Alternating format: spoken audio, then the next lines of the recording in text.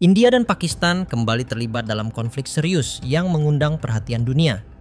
Kedua negara ini sudah lama menyimpan ketegangan, dan pada April hingga Mei 2025, bara konflik itu kembali menyala, nyaris menjurus ke perang terbuka. Semua berawal pada 22 April 2025, ketika sekelompok orang bersenjata menyerang rombongan wisatawan Hindu di Pahalgam, Kashmir, dan menewaskan 26 orang. Pemerintah India langsung menuding kelompok militan yang diduga mendapat dukungan dari Pakistan. Namun, Islamabad membantah tuduhan itu dan meminta penyelidikan netral dari pihak ketiga.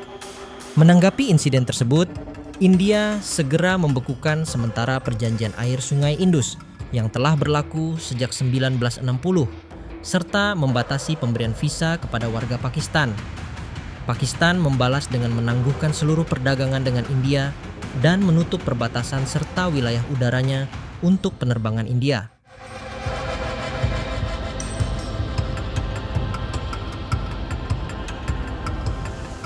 Ketegangan terus meningkat, terutama setelah muncul kabar bahwa India sedang mempersiapkan aksi militer. Pakistan merespon dengan mengerahkan pasukan besar ke perbatasan dan menyatakan bahwa senjata nuklir hanya akan digunakan jika negaranya benar-benar dalam ancaman keberadaan.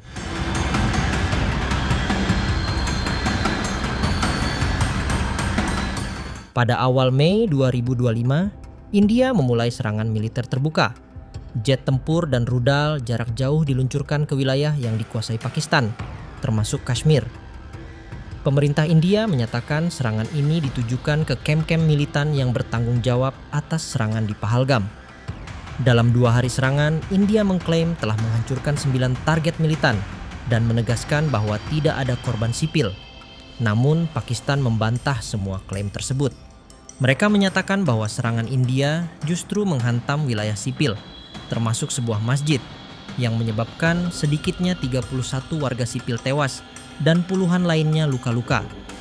Islamabad juga menyebut tidak ada kamp militan di lokasi yang diserang dan menuduh India melakukan pelanggaran atas kedaulatan nasional. Pakistan kemudian membalas dengan menembakkan artileri ke wilayah Kashmir yang dikuasai India dan mengklaim telah menembak jatuh sejumlah pesawat tempur India.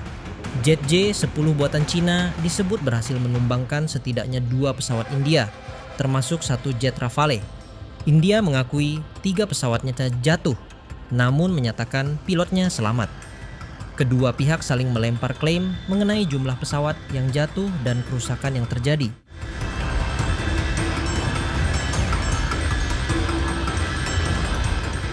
Konflik ini meluas ke udara, darat, dan sistem senjata canggih. India mengerahkan jet Rafale dan Sukhoi, sementara Pakistan mengandalkan jet J-10 Cina dan mempertahankan F-16 buatan Amerika agar tidak menimbulkan tekanan diplomatik dari Washington.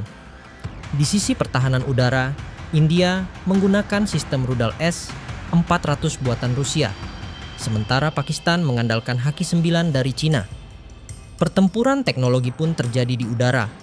Rudal Meteor India beradu dengan rudal PL-15 milik Pakistan. Di darat, kedua negara saling melontarkan tembakan artileri di sepanjang garis kontrol di Kashmir. India memiliki keunggulan dalam jumlah pasukan darat, tank, dan artileri. Meski belum terjadi pertempuran besar di darat, kedua pihak terus meningkatkan kesiapan tempurnya. Serangan dengan drone dan rudal berpemandu juga menjadi bagian dari taktik modern dalam konflik ini.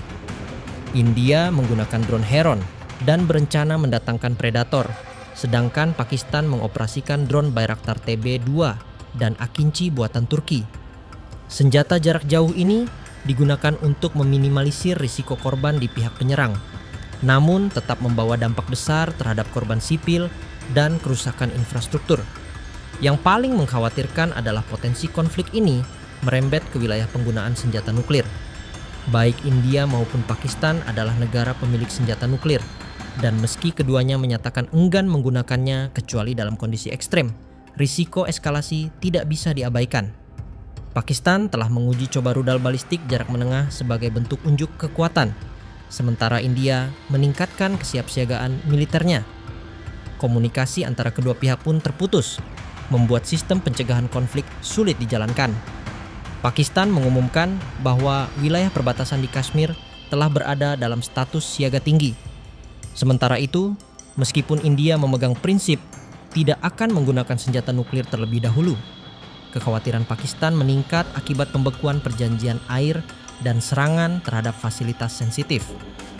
Retorika dari kedua belah pihak menunjukkan bahwa mereka sama-sama siap membalas serangan dengan kekuatan penuh jika dirasa terdesak.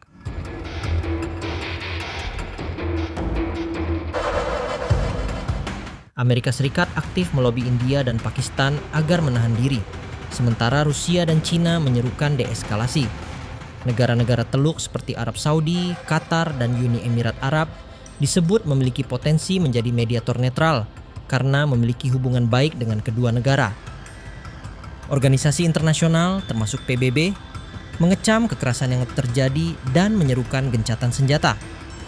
Para ahli memperingatkan bahwa konflik terbatas ini bisa berkembang menjadi krisis nuklir jika terjadi salah kalkulasi atau miskomunikasi militer.